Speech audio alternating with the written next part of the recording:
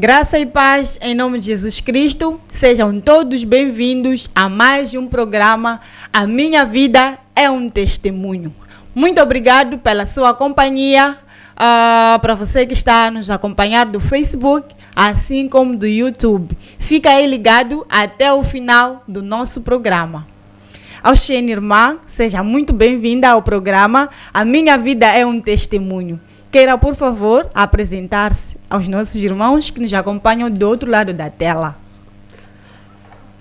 Auxene para você que está aí em casa. É uma satisfação participar deste programa.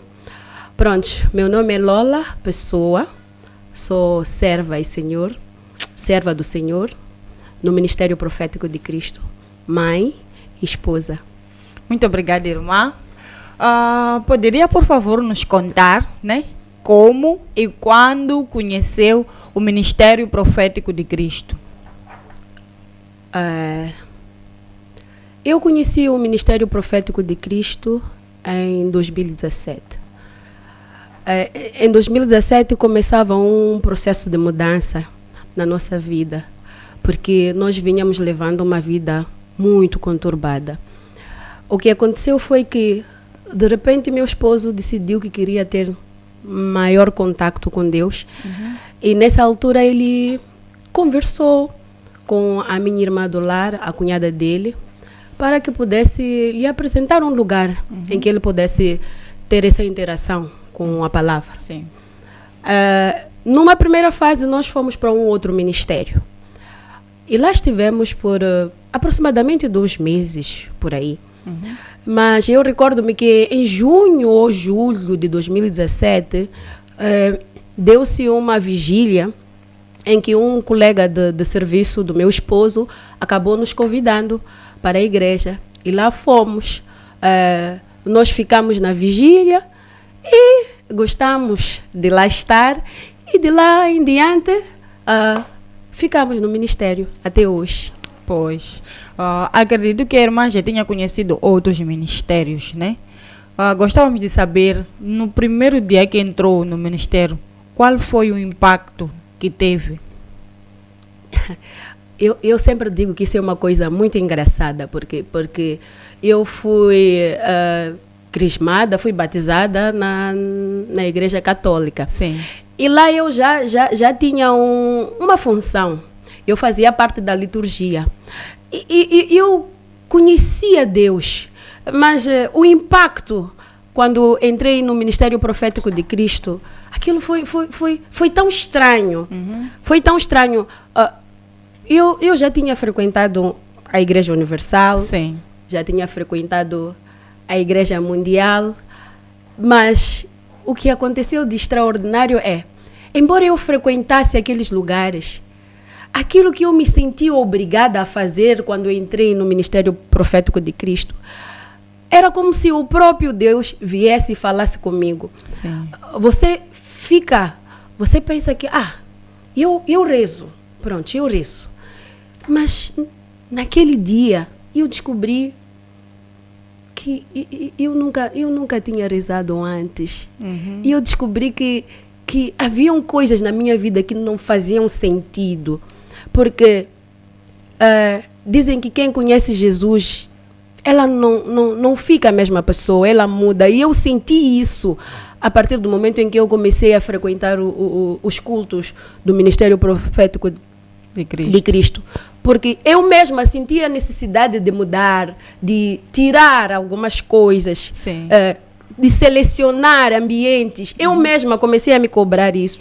E antes eu só passava pelos lugares, eu vivia assim, eu estava lá e estava tudo bem. Então, isso foi uma coisa extraordinária que até hoje eu digo que se eu realmente conheço, talvez eu até não diga que eu conheço Deus, mas se eu sei que Ele existe, é por esse espaço de tempo que eu estive no Ministério Profético de Cristo. Pois bem, irmã Lola, como é que era a tua vida antes de conhecer o Ministério Profético de Cristo?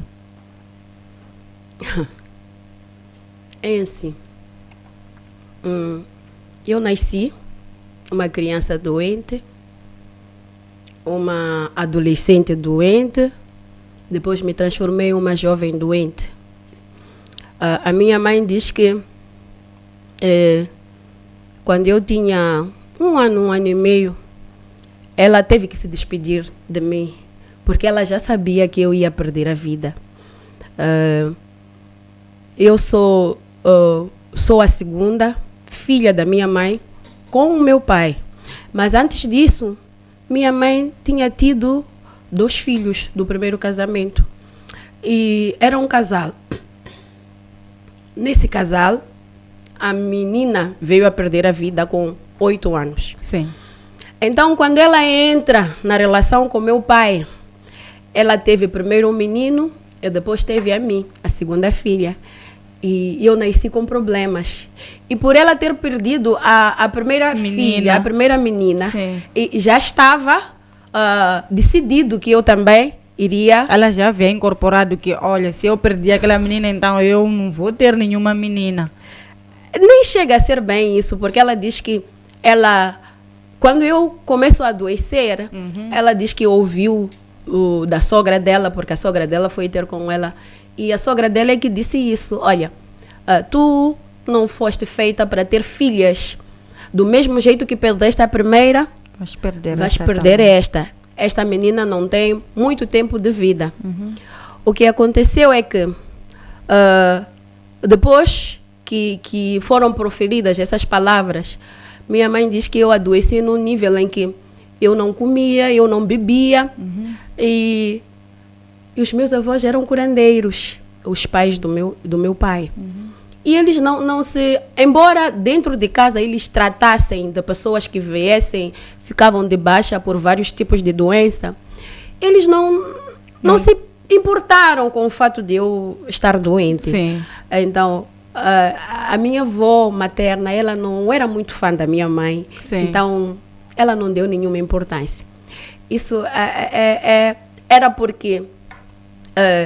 quando eu nasci, minha mãe diz que o meu pai me rejeitou. Sim. Sim, porque como os meus avós, como eu disse, eram curandeiros, o que acontece? Eles recebiam pessoas lá para atender.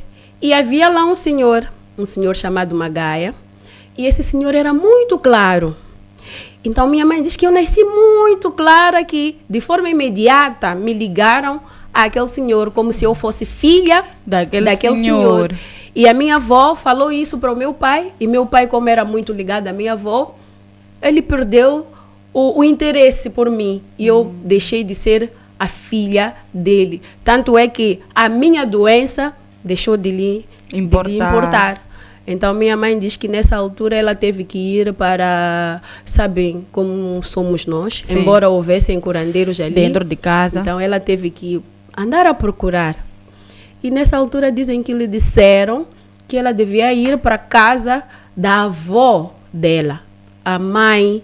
Nesse caso, a avó curandeira? Não, ela tinha que voltar para a casa da avó, a mãe da mãe. A bisavó? Seria a minha bisavó nesse caso. Sim. Então, minha mãe diz que lá fui. Ela me pôs no colo e me levou. Dizem que foi, ela diz que é Calanga. Então, ela teve que me levar para Calanga. Então, quando ela chega lá em Calanga, ela diz que eu, logo que cheguei, ela chegou na porta da entrada da casa, ela disse que eu pedi descer. Eu, uma menina que já não falava, que não comia, minha mãe diz que cheguei ao nível de não urinar, porque eu já estava num estado bem avançado. Sim. Então, ela diz que aí eu pedi descer. Eu disse, mãe, peço descer. Então, ela diz que me tirou do colo, me pôs no chão. Diz que quando eu cheguei lá, tinham umas coisas estendidas, aqueles peixinhos que punham para secar. Exato. Minha mãe diz que lá fui eu e comecei a comer aqueles peixinhos. Ela disse, naquele momento, ela começou a chorar. Ela disse, Deus, por que tiveste que me levar para tão longe? Porque aqui, ainda que minha filha perca a vida, e eu não vou poder vir para lhe visitar, eu terei que lhe deixar aqui. É assim como fazem as pessoas quando estão prestes a morrer. Sim, parece que estão a melhorar. Enquanto estão a despedir. Exatamente. Mas minha mãe diz que não. Muito pelo contrário, aquele dia eu comi e prontos. Fizeram o que tinham que fazer de forma tradicional. Ela diz que no dia seguinte levou-me para casa. Mas aquela doença ela permaneceu. Não passou. Ela não passou. E eu melhorei. Sim, mas não fiquei curada. Não fiquei completamente curada. Então, o que acontece? Acontece que eu fui crescendo com aquela doença. E qual doença era? Eu tinha problemas sérios de dor de estômago e dores de cabeça. Quando esta dor, ela vinha, porque era uma dor que vinha e voltava. Vinha. Então, quando ela vinha, não importa onde eu estivesse, eu tinha que correr e ir para casa. Eu tinha que correr para cá, porque eu sentia esta parte da minha cabeça gelada.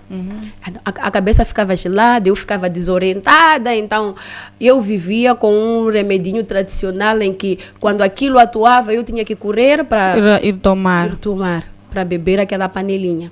E assim foi. Foi a minha infância, foi a minha adolescência.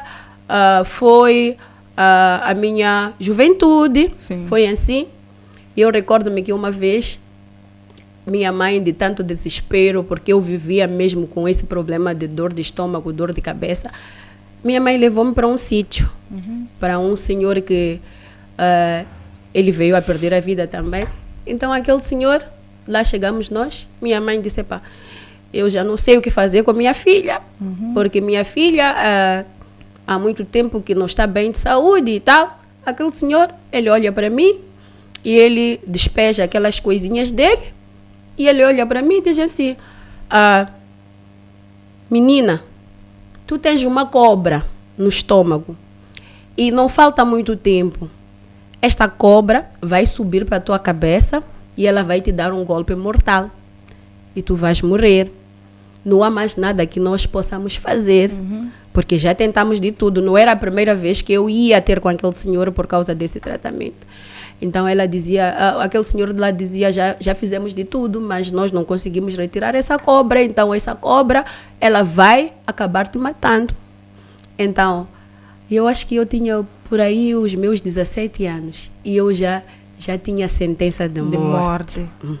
Eu já tinha sentença de morte. Como é que era viver com esse conhecimento?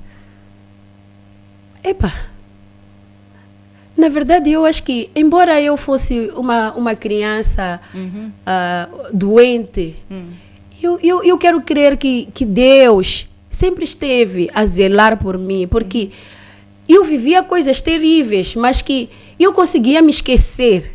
Facilmente. Sim, eu conseguia me esquecer que eu tenho esses problemas sérios. E eu só me lembrava da doença quando ela me atacava. Sim. E era uma coisa de uma semana eu estava bem, a outra semana eu não estava. Mas aquela semana que eu estava bem, eu estava bem. E eu vivia como se não houvesse um amanhã. E eu só me recordava que eu estava doente quando a doença voltava. E por consequência disso, eu era uma menina bem magra. Muito magra. Não comias? Eu tinha dificuldades para comer, tinha dificuldades para dormir. E eu recordo-me que em alguns momentos eu até chorava para minha mãe a dizer, estou a pedir comprimidos de cavalos, porque eu ouvia que davam comprimidos de cavalo para dormir. E como eu tinha problemas sérios com sono, então eu pedia lá, no tempo em que eu não conseguia dormir, eu pedia, mãe, não podemos ir ao hospital para me darem alguma coisa para eu poder dormir. E foi assim que eu cheguei ao ministério. Eu já estava na maioridade, mas eu continuava com as dores de estômago e as dores de cabeça. E eu recordo-me que quando eu ia trabalhar, quando eu não ia para o serviço porque tinha esses problemas de dor de estômago, as pessoas diziam, mas é possível uma pessoa não vir trabalhar mesmo só porque está com dor de estômago. Então era uma coisa que às vezes até me dava vontade de colocar em alguém, para a pessoa sentir a intensidade daquilo que eu sentia, porque não era uma dor de estômago qualquer, não era uma dor de cabeça qualquer. Quando aquela dor chegava, eu entrava num desespero que eu acreditava que eu não ia passar para o dia seguinte. Eu já me via e eu já me despedia. Quando aquela dor chegava, eu sabia que eu ia morrer, porque eu sentia a minha cabeça gelada, como se eu já não fizesse parte. Às vezes eu sentia o meu lado esquerdo seco. Eu até podia conseguir movimentar, mas eu não sentia como se aquela parte fizesse parte do meu corpo. Não sentia.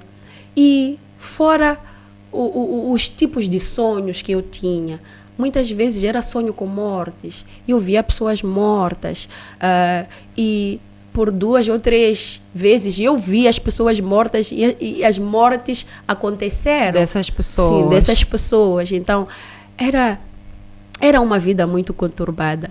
Sem falar disso, eu tinha problemas conjugais.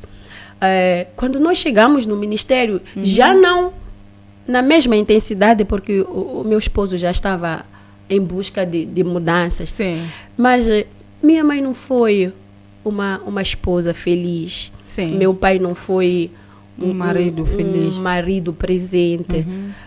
Nós não fomos filhos que podíamos dizer que o nosso pai cuidava de nós, não é? Nós muitas vezes passamos fomes, muita fome. Meu pai era uma pessoa que andava por aí, tanto é que na zona chamavam-lhe de vacate, porque ele andava muito, ele não se importava em estar conosco. A minha avó, pelo fato de não gostar da minha mãe, não gostava também dos filhos dela. Então, nós tínhamos uma série de problemas. Primeiro era a doença, depois era a fome, depois era o desprezo pelo fato de ser filhos de quem financeiramente não estava bom e dependia dos outros. E aqueles outros nos desprezavam. E minha vida não foi um mar de rosas. Não.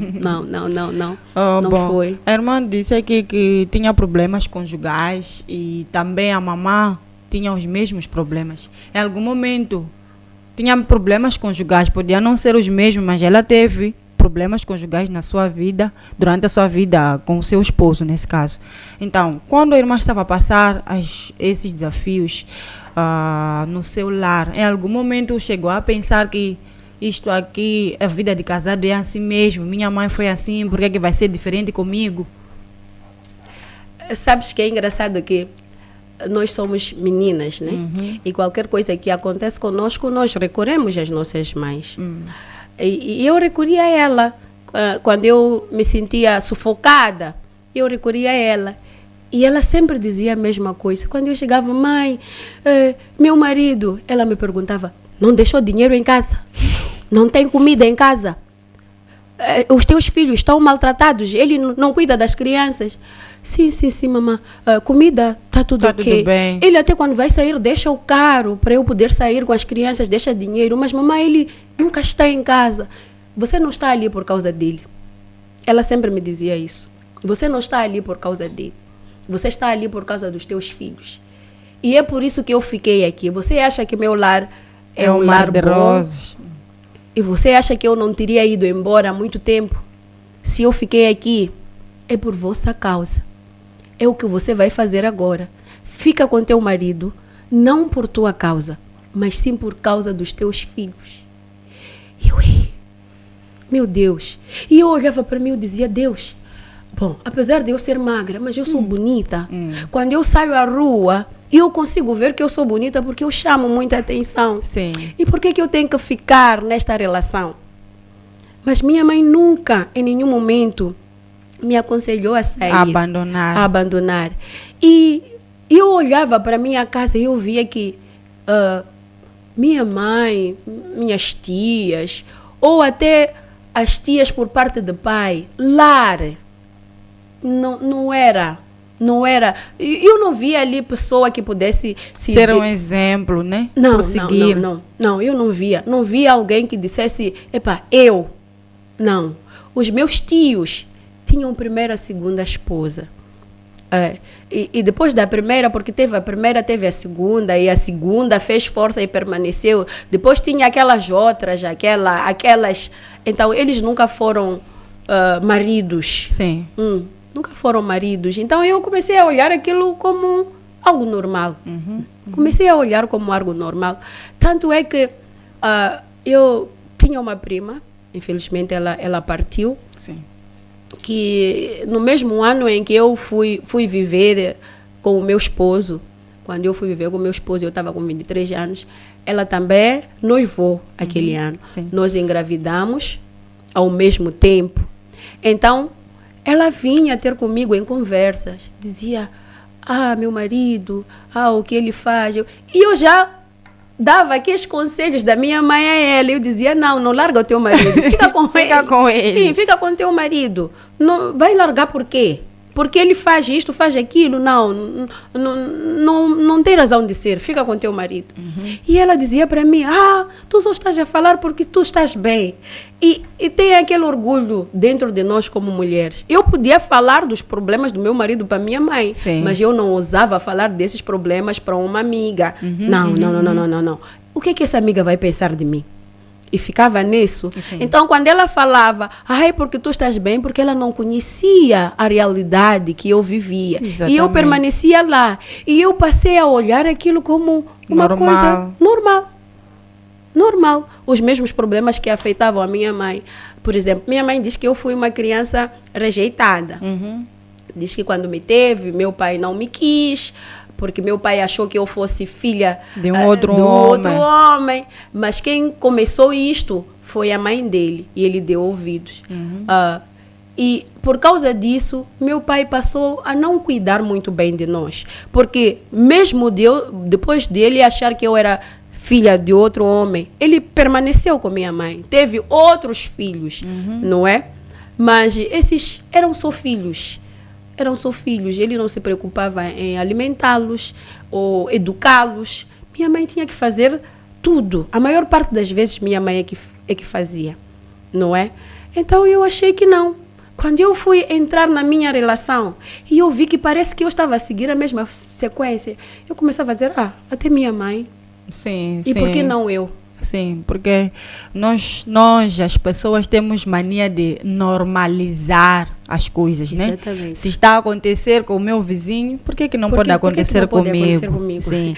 E depois, o mais engraçado é que sempre normalizamos as coisas que não são boas. Exatamente. Né? Quando é uma coisa boa que está a acontecer com o vizinho, aquele ali que rendeu, aquele ali fez não sei o quê. Tem sorte. Sim, tem sorte. Nós corremos para a sorte. Ele tem sorte. Exatamente. Então, nós temos muito esse problema de carregar as coisas negativas e normalizar elas. Exatamente. Pronto, exatamente. Então, irmã Lola, nesses desafios que enfrentava, falou aqui que o seu esposo não deixava faltar nada em casa, mas ele não ficava em casa. A irmã Lola sentia falta da presença do seu esposo.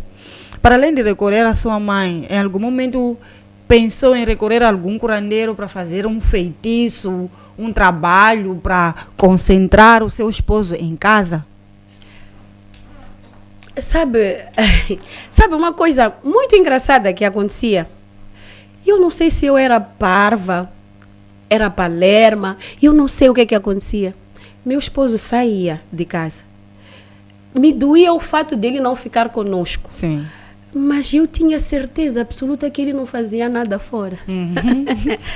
Sabes que era estranho? Sim. Muito estranho. E eu confiava nele, mesmo tendo todos os motivos para desconfiar. E eu acho que eu fiquei cega. Ou posso dizer que Deus me cegou. Sim, porque ele deixava tudo, não deixava faltar. Ele cuidava da educação dos meus filhos de uma forma excepcional. E quando ele pensava em sair para as coisas que ele ia lá fazer, ele tomava o cuidado de me perguntar, vais beber o que hoje? O que queres que eu compre?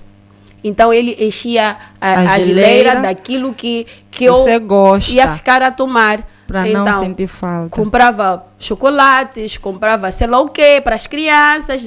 Depois dizia, enchi o carro. Se quiseres sair, pode passear. A chave está aqui. Eu começava a pensar, mas uma pessoa que não gosta de ti pode fazer tudo isso? Não. Eu não. Na minha cabeça, ele era influenciado pelos outros. outros. E por muito tempo eu fiquei assim, irmã, por muito tempo. Até que eu ouvi da boca dele o que ele fazia quando saía fora de casa. Irmã, sério, Quando nós fomos dar aquele programa, O Meu Casamento é um Testemunho, Sim. e eu ouvi ele a falar com a boca dele, aquilo que ele fazia, naquele dia, assim, eu decidi, se eu não estivesse a viver a vida que eu estou a viver hoje, naquele dia, sim, eu teria me separado dele. Porque aquela verdade vindo dele tornou-se verdade. Sim. Mas antes... E doeu ouvir. Antes não era nada. Por isso é que eu nunca pensei em recorrer a lugar nenhum, senão aos irmãos, para poderem conversar com ele, porque para mim ele só saía para beber. Sim, pois. Ele só não tinha tempo porque ele bebia muito. E o maior problema que nós tínhamos era mesmo Com a bebida. Porque quando ele não estivesse grosso, ele era o marido, não é? Mas o que ele mais gostava de fazer era beber. E o seu marido até hoje ainda bebe? Felizmente não. Amém. Felizmente não. A partir do momento em que nós entramos para o Ministério Sim. Profético de Cristo, ele decidiu, e Deus Está a trabalhar. nele. Amém. E ele parou de beber, graças a Deus. Amém. Muito obrigada, irmã Lola. Bom, depois de entrar no ministério, o que Deus fez na tua vida através do Ministério Profético de Cristo? Deus está a fazer. Amém. De forma permanente, Deus está a fazer. Primeiro, como eu aqui falei, eu fui uma criança Doente. Exatamente. Eu cheguei no Ministério Profético com problema de saúde. Eu recordo-me que eu fiz todo 2017 no Ministério Profético. A partir do momento em que nós entramos e meu marido gostou daquilo e ele permaneceu e tal, nós fomos participando dos cultos. Até que a primeira conquista dentro do ministério foi o meu casamento. Amém. Eu me casei, eu entrei no Ministério Profético em 2017 e me casei em maio. E vocês já viviam maritalmente? Já vivíamos maritalmente. Só não tinham casado? Há 10 anos. Mas em algum momento nunca tinham passado pela cabeça casar? A pauta casamento passou várias vezes nas nossas conversas, mas meu marido sempre dizia a mesma coisa. Eu nunca irei me casar antes de completar os 50 anos. Ok. E a outra maior preocupação para o casamento era: eu preciso de muito dinheiro, todos os meus amigos bebem. Eu tenho que ter dinheiro para comprar bebida suficiente para os meus amigos. Todos. Então, em algum momento, primeiro porque ele falava dos 50, estava na casa dos 30. Então já imaginavas, eu vou casar com quantos anos? Ele estava na casa dos 30 e ele dizia que só vai se casar depois dos 50 anos. E depois, era preciso que houvesse muito esforço para reunir tanta bebida no nível em que ele estava a pensar que devia fazer, uma vez que os amigos todos bebiam e ele... primeiro era agradar esses amigos que bebiam, então eu podia ficar por último. Mas, enfim, quando passamos a frequentar o ministério, uma coisa muito engraçada aconteceu. Eu já não estava preocupada em me casar, não estava preocupada. Para mim, já era suficiente o fato de estarmos em um lugar em que ele quisesse estar. Sim. Porque só aquilo já tinha mudado a nossa vida. Já era uma vitória. Exatamente. E eu sentia que já tinha um marido em casa, presente, não é? Ele não era presente, ele não ficava em casa. Era normal meu esposo vir para casa na sexta-feira para nos deixar, porque ele sempre fez essa questão de ir me deixar no serviço, deixar as crianças, passar a recolher, ir deixar em casa. Então, ele podia passar a recolher numa sexta, nos deixar em casa, ele sair, voltar na madrugada do sábado, depois de acordar, nem tempo de tomar uma sopa dava. Ele acordava, fazia banho, ia, e voltava na madrugada de domingo, e ficava um tempinho também, voltava a sair e voltava na madrugada da segunda-feira. Algumas vezes eu lhe perguntava: mas quando chegas no serviço a cheirar bebida, você não se sente mal? Ah, isso não é nada. Isso não é nada. Então, embora eu tivesse aquelas coisas que minha mãe dizia que ele deixa, ele não era presente. E quando nós chegamos no Ministério Profético de Cristo, ele mesmo fez um propósito para ele, em que o propósito incluía as sextas-feiras, só como uma forma dele não precisar sair de casa nas sextas-feiras. Então, ainda que não se falasse de casamento, porque eu não tinha muito entendimento acerca do que mudaria se eu me casasse ou deixasse de casar. Então, ainda que não me casasse, já estava muito bom, porque ele já estava completamente mudado, não é? Então, nessa altura, eu já não estava preocupada em casar, não estava. Mas nós fomos participando dos cultos em que ele chegou e disse, vamos casar.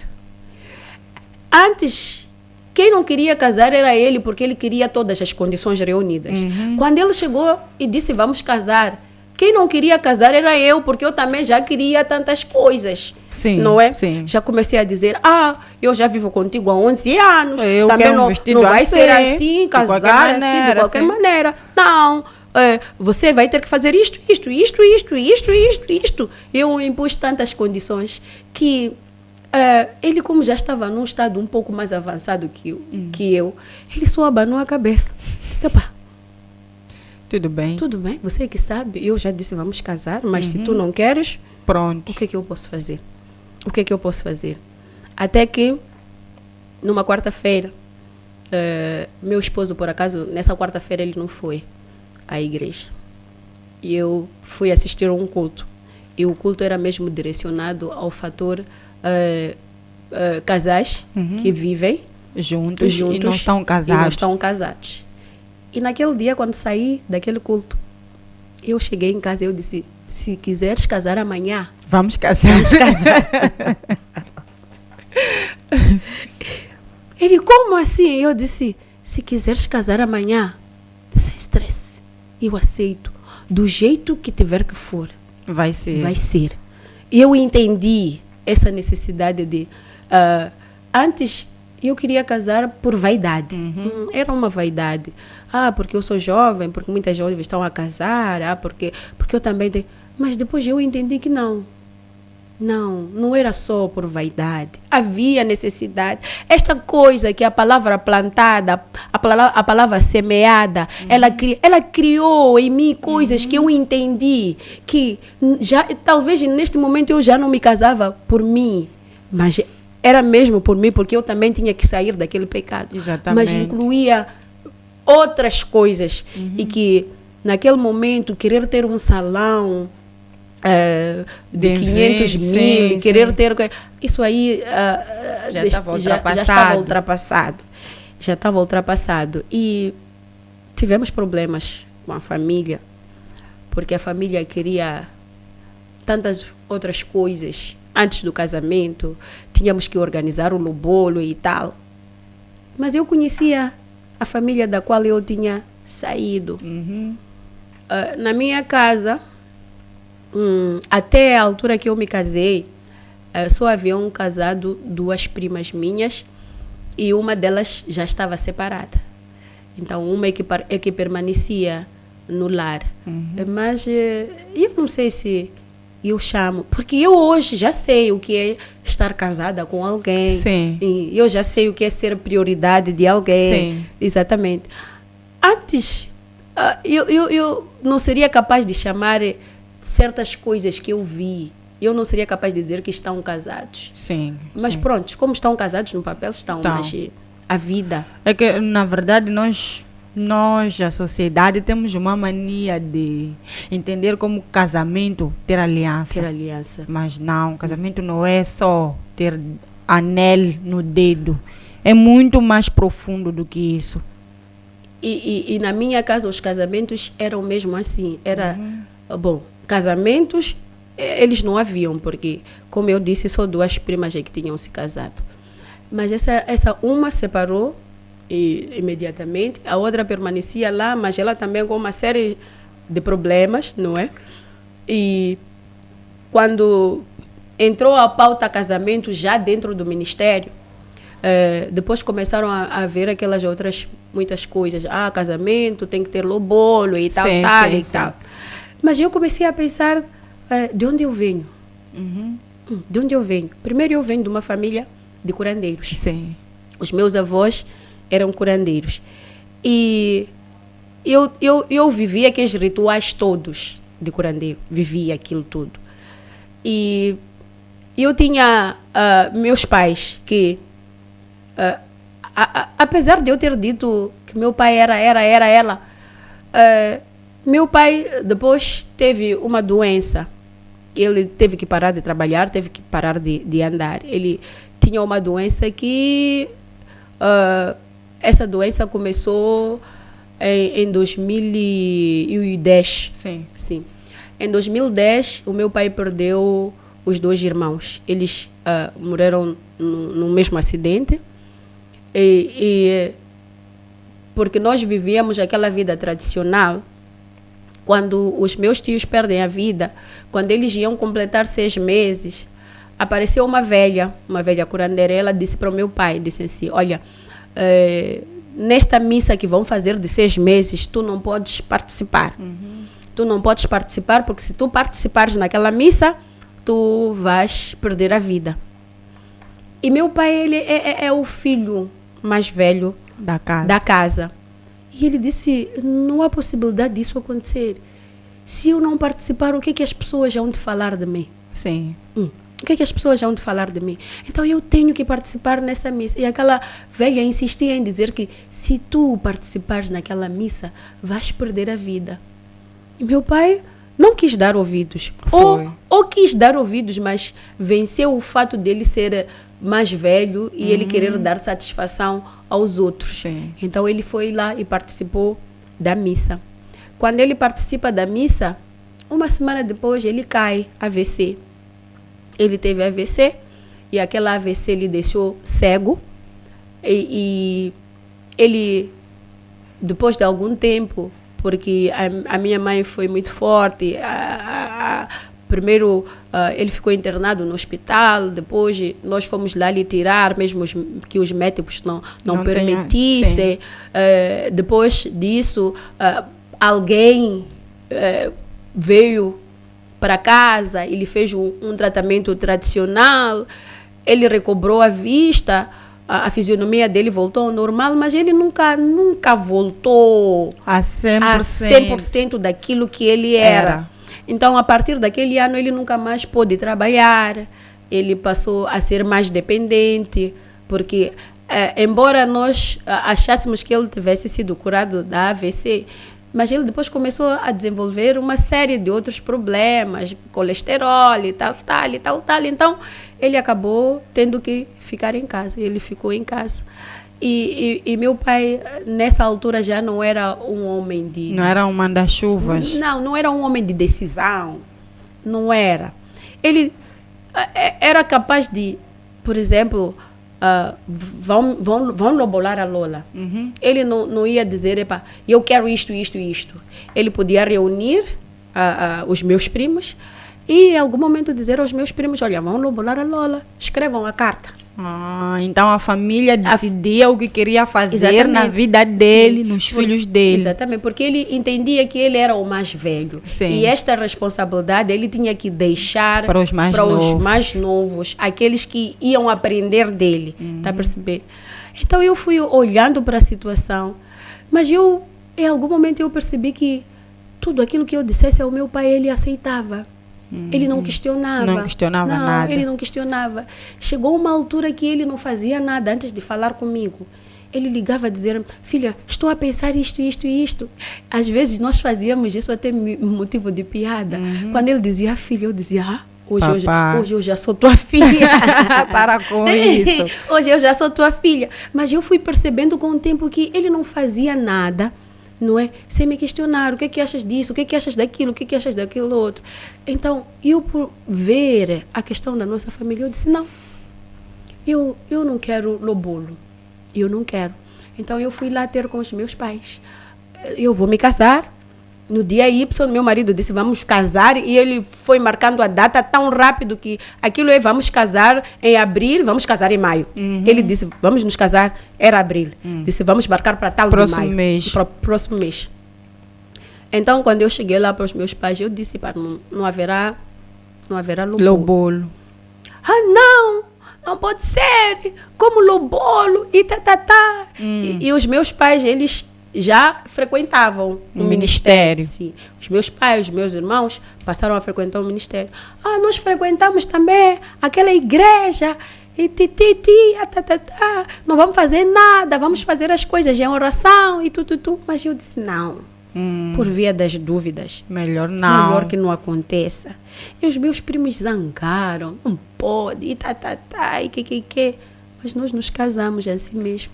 Eu comprei apenas as roupas e aquilo que era necessário, mas em questões de dinheiro como tal, eu preferi que não houvesse. Eu até acabei dizendo ao meu pai, aquele dinheiro há de haver, mas eu hei de vir te dar sem que haja esta reunião de pessoas. Sim. Exatamente. Eu hei de sair, o senhor só vai marcar o valor que o senhor quer, que eu hei de vir entregar. Hei de vir te entregar. E, sabes que aquilo ali é mesmo para o orgulho dos outros saírem, para mostrar, né? Sim. Então ele queria que fosse aquela hora, as pessoas porque tinham que ver o que estava a acontecer. Mas eu entendia que não. E meus pais não se fizeram derrogados do jeito que nós decidimos. Foi assim mesmo. Foi assim que aconteceu. Então o casamento foi a primeira conquista. Amém. No ministério profético de Cristo. Amém. Depois de eu me casar, em 2018, eu me recordo, em dezembro de 2018, o profeta Daniel, ele veio ter comigo. Ele disse, Lola, eu sim, ele, sabe, eu me lembro disso como hoje. Sabes que este ano é o ano que escolheram para a tua morte?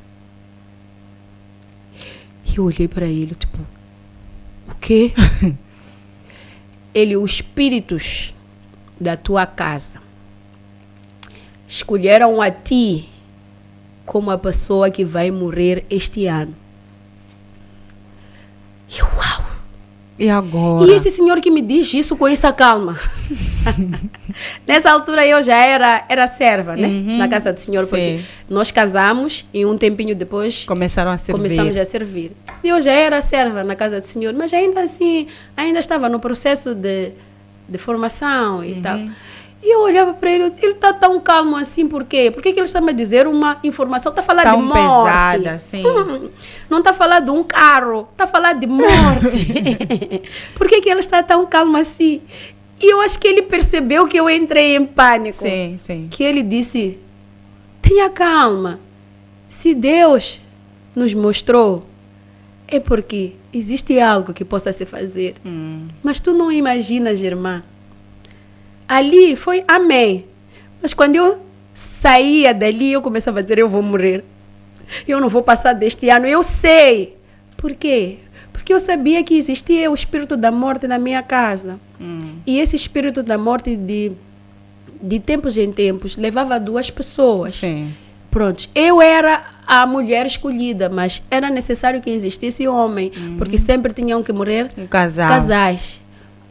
Então, quando ele falou isso para mim, eu não tive nem espaço para duvidar de que havia de acontecer, porque naquela altura eu já andava com uma dor estranha, uma asfixia que eu sentia na garganta, fora aquelas outras coisas. Até porque aquelas coisas eu já não sentia. Não é? Aquela dor de estômago, aquela dor de cabeça, eu já não sentia. Parou instantaneamente. Exatamente. Mas eu sentia uma asfixia na garganta que eu comecei a marcar uma série de consultas. Uma das consultas, a última que eu marquei, o médico disse assim, eu não consigo perceber o que é que tu tens. Na verdade, acho que tens... Qual é a doença mesmo que eu disse que eu tinha? Mas estás a ver aquela, não me recordo agora o nome da doença, mas estás a ver aquela doença que tu não consegues controlar o peso, tipo, é normal tu começar perderes peso. Não, começares a engordar, assim, tipo, do nada. Descontroladamente. E eu até disse para ele, doutor, isso aí não é doença para nós pretos, sem condição. Isso aí é doença para brancos. Eu acho que está já a desenvolver essa esta doença de brancos. Eu acho que está já a desenvolver, agora não me recordo o nome da doença. Tudo bem. Quando eu saí daquela consulta, eu disse, esse médico aqui, não. Eu tenho que marcar procurar consulta, tipo, num outro hospital. Mas eu já tinha marcado, essa última consulta foi na clínica do Hospital Central. E sabes que todos os hospitais, quando não conseguem, acabam evacuando as pessoas para o Hospital Central. Sabe? E eu comecei a pensar assim comigo. Eu disse, isso aqui... Porque eu já estava habituada com aquelas dores de cabeça e de estômago. E eu começava a dizer, é mais um espírito este aqui. Porque aquelas dores de cabeça e as dores de estômago, eu já sabia que é um espírito que estava a trabalhar em mim. E eu já tinha mentalizado isso e eu já vivia com isso muito bem. Se eu cortar o cabelo, has de ver que eu tenho cortes em volta de toda a cabeça. Foi necessário fazerem cortes, porque eu fiz todo tipo de tratamento para as dores de cabeça. Também fui ao hospital, fui fazer o tal TAC. Todo mundo não sabia o que eu tinha.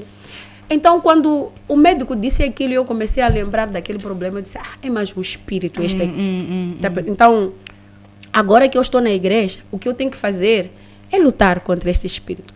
Agora, quando eu chego e me falam que vou morrer, aquilo foi a confirmação daquilo que eu já pensava. Eu disse, e essa agora? O que eu faço? Prontos, lá que fomos. O profeta Daniel disse que íamos orar. Sim. E fomos nesse processo de oração. Oramos. Aliás, ele foi orando para mim. E quando ele orava para mim, qual é a minha maior preocupação? Manifestar. Quando eu chegava em casa, eu dizia, ele orou para mim a noite toda, ou o dia todo. Eu não manifestei. Então esse espírito não está a sair de mim. Esse espírito não está a sair de mim. Eu não sei o que se passa. Eu realmente vou morrer. E nós lá voltávamos. E o profeta, ele sempre orava para mim, Mas eu via que os outros... Não era algo que eu estava habituada, mas quando ele orava para os outros manifestavam. E eu que tinha um problema que já tinha sido identificado. Não estou a manifestar. Sim, porque... O que está a acontecer? Porque o espírito tinha que manifestar e eu ouvir ele a dizer, estou a ir embora. Epa! Então, imagino. Ele foi orando, até que em dezembro, no mesmo dezembro, ou se não me engano, inícios de janeiro, ele me disse, já está. Amém. Disse, não te preocupes. Já passou. Já passou. Ok, tudo bem, passou. Mas na minha cabeça era o quê? Se passou, significa que esse espírito da morte da minha casa foi vencido ou eu fui trocada por uma outra pessoa? Se eu fui trocada por uma outra pessoa, por que essa pessoa não morre? Para eu saber que eu já venci. E eu ainda tinha isso em mente. Porque era a vida. Era a minha vida em jogo. Só que, infelizmente, dia 6 de janeiro, eu acabei perdendo um primo que estava com os mesmos problemas que eu tinha. Esse primo, ele... disse que estava com uma dor na garganta. E sabes que naquela altura, ou agora ainda faz-se muito, aquela dor que deixa a garganta meio inchada, né? A minha não inchava, mas a dele inchou. Então, porque vamos amarrar aquela parte da maçaroca, sei lá o que, isso vai passar. É uma doença, assim, normal. Tanto é que ninguém se preocupou com aquilo. E ele ficou a virada do ano com aquele problema. Ele é do dia 1 de janeiro, nós parabenizamos ele, feliz aniversário e tal. Mas dia 4 ou 5, ele veio perder a vida por causa daquele problema. quando ele perde a vida, eu me recordo das palavras do homem de Deus que disse assim: o que vai te levar vai ser uma coisa que as pessoas nem não vão ligar, não vão perceber. É uma coisa, eles vão se perguntar, mas só isso é motivo para ela morrer por causa disso. E foi exatamente o que aconteceu com este primo. Todos nós ficamos a dizer, chamam de dialeto, em dialeto chamam de estácula. Sim, estácula. Mas, estácula mata. Mas é uma coisa sem justificação. Sim. Mas eu sabia que havia um espírito dentro da minha família. Um espírito que nós tínhamos que vencer. E eu sabia que talvez sozinha não seria capaz de vencer. Era preciso que conscientizasse outras pessoas a entenderem isso. Que nós temos um problema comum. Sim. Que nós devíamos lutar, resolver sim. esse problema. Só que você sabe como é que são as famílias, né? Principalmente nós que crescemos no curandeirismo. Existem aquelas pessoas que estão no deep daquele curandeirismo, que não existe nada que você vai dizer que vai lhe tirar de lá, porque ele nasceu e cresceu ali. Então, infelizmente, ainda hoje, dentro da nossa família, existem aqueles que são de uma ala, existem aqueles que escolheram a Deus para seguir, mas ainda estamos em torno, não é? Do mesmo assunto. Em torno desse mesmo assunto. Porque depois daquele meu primo perder a vida, isso foi em 2019 que ele perdeu a vida. 3 meses depois, uma irmã dele também veio perder a vida. E aquele espírito normalmente leva um casal. Só que antes dava tempo, não é? Nós sabíamos que assim que um casal foi embora, nós poderíamos ficar uns 5 anos depois sem que acontecesse nada.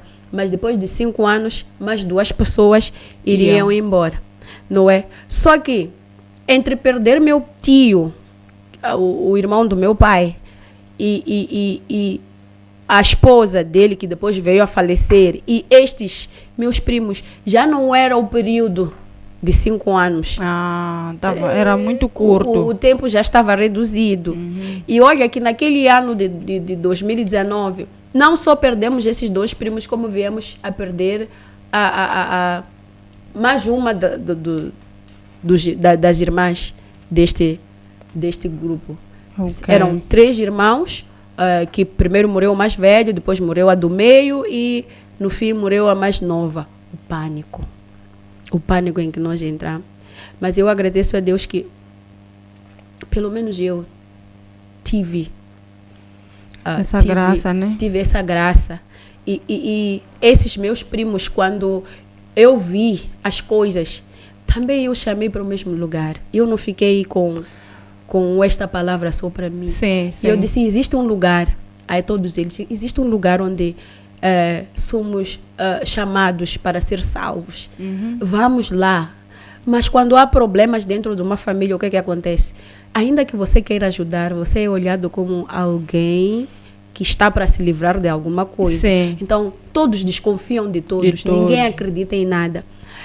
Quando a minha prima, depois do meu primo, quando a minha prima ela veio perder a vida, antes disso eu liguei para a irmã, eu disse, não levem a prima para os curandeiros. Eu conheci alguém que tem Deus. Porque também falava na experiência, né? Porque também já tinha ido ao curandeiro e não teve solução. Exatamente. Então, no entanto, que confiavam, né? Que levando ela para lá, teriam-se solução. Infelizmente, nós levamos, se não é a maior parte dos casos, a vida inteira para realmente concordar e consentir que o único e absoluto Senhor é Jesus. Infelizmente, nós temos esse problema. Infelizmente. E nós louvamos a Deus pela sua vida e por todas as coisas que Deus fez, faz e vai continuar fazendo na tua vida. Amém. Bom, existem irmãos que estão a nos acompanhar lá do outro lado, que com certeza estão a ser transformados com esse testemunho. Bom, durante o processo de conversão, existem renúncias que nós fazemos. Gostava de saber da irmã Lola. Quando conheceu Jesus Cristo, né? O que teve que deixar para trás? Porque às vezes nós quando nos convertemos, por mais que não seja o pastor a falar conosco, por mais que não seja um obreiro, existe uma coisa que fala conosco lá que diz, deixa isso, deixa aquilo, deixa isso, deixa aquilo. Às vezes lutamos contra aquilo, né? Não queremos deixar, mas há momentos que nós deixamos, né? E pode existir alguém que está a viver a mesma coisa, que tem o mesmo hábito, tem o mesmo vício. Gostava-me de saber da irmã Lola, o que teve que deixar para trás e o que abraçou. Como eu aqui falei, quando eu entrei no Ministério Profético de Cristo, eu já vinha de outros lugares. Sim. Em que eu nunca me senti... À vontade. Não digo à vontade, nunca senti a necessidade de largar a minha forma de viver. Tem lugares onde eu frequentei, eu buscava lá Deus, mas em nenhum momento eu me senti na necessidade de largar as coisas do mundo que eu fazia. Se eu tivesse que continuar a beber, bebia. Qual é o problema? Não tinha nada a ver, não é? Então, eu poderia continuar a fazer as coisas que eu fazia e continuar a ir à igreja. Está tudo bem. Não havia problema nenhum. Mas isto foi diferente quando eu cheguei no Ministério Profético de Cristo, não é? Ali, com a pregação da palavra, com o ensinamento, eu mesma comecei a me policiar. E existem coisas que eu dizia, sabe, que aquelas mentirinhas que nós contamos normalmente, que nós achamos que é o nosso dia a dia, não tem problema nenhum. Até nisso, eu comecei a me policiar. Até nisso. Então, realmente houve renúncias. Por exemplo, eu não bebo hoje, mas eu gostava de beber, gostava. E eu gostava de 2M. Eu não gostava de... Essas cidras. Eu até tomava as cidras, mas eu fui alguém ensinada a beber. Eu sou do tipo de pessoa em que o avô dava cerveja ainda no colo, uma bebé de talvez de 8 meses. Sim. Meu avô ensinou-nos todos em casa a beber, então todos nós bebíamos. E os nossos pais não tinham nenhum problema. Não tinham nenhum problema com isso. Quando eu conheço meu esposo, ele é que começa já a dizer isto não. Mas enquanto eu vivi em casa dos meus pais, meu pai não era pai presente, então muitas coisas ele não viu, ele não via, não sabia. Então nós éramos aquelas meninas porque eu cresci lado a lado com as minhas primas, não é? Então nós saíamos, fazíamos as nossas saídas, podíamos ficar num lugar a beber até amanhecer e tal, e essas coisas. Tive que parar de beber, não é? Tive que parar de beber. E quando eu entrei no Ministério Profético de Cristo, eu era alguém que não levava desaforo para casa, de forma nenhuma. Não levava desaforo para casa de que maneira? Não era com as pessoas lá fora, porque as pessoas lá fora eu... Estava tudo bem. Estava tudo bem. Mas aqui dentro eu tive que aprender a me defender. Não levava, mas é o desaforo para a cama. Não. Eu tive que aprender a me defender. E aprender a me defender não só com meu esposo, mas com qualquer um que fosse contra aquilo que eu acreditava que era o certo. Toda vez que eu achava que estavam a agir de forma errada comigo, então eu vou me defender. E eu usava essa palavra. Se vocês não me defendem, eu vou me defender. Como se fosse algo tão bom. Coisas que eu, hoje em dia, quando sento e penso, até tenho vergonha. Tanta coisa que eu fiz, tantas palavras que saíram da minha boca, que se eu tivesse tido este ensinamento antes, eu fui ao lar com 23 anos de idade. E sabes o que é ir ao lar e chegar numa casa em que você vive com sogra? Tem certas coisas que eu falei para minha sogra que eu não devia ter dito. Porém não teve quem ensinar. Não, porque eu acredito que minha mãe, como foi alguém que não teve uma boa sogra, não é? Então ela também aprendeu a se defender e ensinou-me a defender-se. Aquela coisa de se mamãe faz assim, vive Exatamente. a mesma coisa, eu também vou fazer assim mesmo. Eu posso. Porque é assim como eu aprendi. É assim como eu aprendi. Então hoje em dia eu disse, tem coisas que eu disse à minha sogra que eu não sou capaz de chegar a dizer, mamãe, aquilo que o outro, desculpa. Talvez eu não seja capaz, porque acredito que ela própria também Já descontou. já descontou. Mas eu digo, eu tinha muita falta de respeito. Muita falta de respeito. Mas então hoje a irmã sente que já é uma outra pessoa, né? Graças a Deus. Amém. Graças a Deus. Amém. Bom, gostávamos que a irmã desse um conselho para as irmãs que nos acompanham do outro lado da tela, que estão a viver as coisas que a irmã viveu, que estão a enfrentar os desafios que a irmã enfrentou. Qual é o conselho que tem para dar? Algumas vezes nós vivemos tão estraçalhados, nós vivemos no profundo da nossa dor, que é provável que nós não consigamos ver que há possibilidades da nossa vida mudar. Algumas vezes a tua dor te toma, que quando você olha para os lados, você não vê mais nada, senão a tua dor. Mas eu digo, porque eu passei por isso, eu digo e afirmo que Deus existe. E eu não estou a querer dizer que o Deus existe no ministério profético de Cristo. Sim. Amém? Não, eu não estou a querer dizer que ele só existe aqui no ministério profético de Cristo.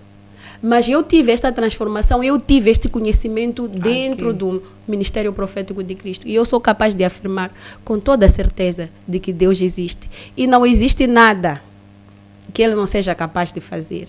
Não existe nada. E se nós não tivermos essa direção do Espírito Santo, através do nome de Jesus Cristo, muitas coisas nós iremos nos arrepender no futuro. Sim. De ter feito, de ter dito. Então, o que eu poderia aconselhar a quem quer que esteja do outro lado a enfrentar qualquer tipo de situação? Busque a Deus.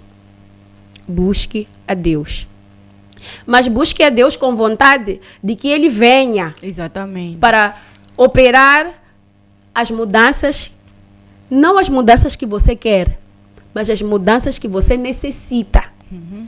Porque se eu vou buscar a Deus para Ele fazer o que eu quero, muitas vezes o que eu quero não é o que Deus quer fazer na minha vida. Não está alinhado não com está o plano alinhado, de Deus. Não está alinhado com o plano de Deus. Então, onde quer que você esteja, o que quer que você esteja a passar, o sangue de Cristo, Ele já pagou tudo. Já pagou tudo. Então, busca este Cristo. Busca um lugar. Busca alguém que conheça esse Deus para te introduzir esse Deus. De forma que, através deste Deus, o Espírito Santo ele venha te dar respostas que você precisa. Venha te dar direção por onde você deve ir.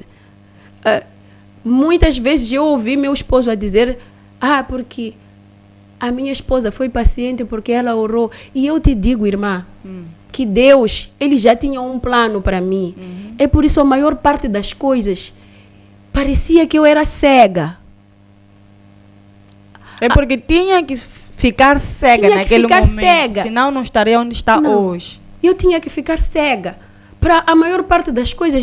É por isso que eu digo, quando eu ouvi ele a falar, ali os meus olhos, os meus ouvidos se abriram para aquilo. Mas enquanto Deus agia na minha vida, porque Deus agiu, irmã, na minha vida, nesse percurso todo, eu não pude aqui, por causa do tempo, falar de tantas coisas que aconteceram na minha vida. Se eu falasse milimetricamente o que aconteceu na minha vida, nós levaríamos o dia inteiro. Então, eu quero dizer que buscar a Deus é a melhor das coisas que nós podemos fazer. Porque, embora eu estivesse a sofrer, eu andava atrás de igrejas. Eu não andava atrás de curandeiros. É por isso que eu digo, eu fui para a Igreja Universal, quando a Igreja Universal, eu disse, eu vou lá. Existe um Deus lá, então Ele vai resolver. Quando eu vi que a Igreja Universal não estava a resolver, fui para a Igreja Mundial e eu fui lá. É por isso que quando chegaram e disseram, é para irmos para uma igreja, eu disse agora mesmo, vamos. Então Deus, ele de alguma forma já vinha falando na minha vida. E eu acredito que Deus fala na vida de qualquer um, porque Ele não te abandona. Porque foi Ele mesmo que disse que Ele queria ir à frente de nós. Exatamente. Então, onde quer que estejas, o que quer que tenhas feito, independentemente de que, se você deixar de se culpar, você vai ser capaz de ouvir a direção de Deus. Então, se você não está conseguindo ouvir, levanta hoje e busca. Busca o nosso ministério, se assim preferir. Busca o nosso ministério, busca ajuda, busca conversar com alguém, não é? Não tenha problemas com o que quer que você tenha feito. Nós somos humanos. Exatamente. A palavra diz que o Zaqueu só mudou depois que conheceu Jesus Cristo. A maior parte de nós só vamos mudar quando verdadeiramente Jesus Cristo entrar na nossa vida. Exatamente. E foi assim que aconteceu comigo e eu acredito que vai acontecer com qualquer um de nós. Amém, amém. Muito obrigada, irmã Lola. Obrigada a vocês que estão aí ligadinhos, né? Irmã Lola, nós verdadeiramente oramos, né? Que Deus continue a operar grandes coisas na tua vida e também na vida da sua família, né? Agradecemos por ter aceitado o nosso convite. Chegamos no final do nosso programa e oramos também para que Deus abençoe os seus filhos e que tudo na tua vida corra bem. Em nome de Jesus. Amém, amém, amém. Deus é fiel. Amém. Amém. Amém. Muito obrigada a você mais uma vez que nos acompanhou. Chegamos ao fim de mais um programa. A minha vida é um testemunho. Este é o Ministério Profético de Cristo, a Casa da Palavra e da Libertação. Paz.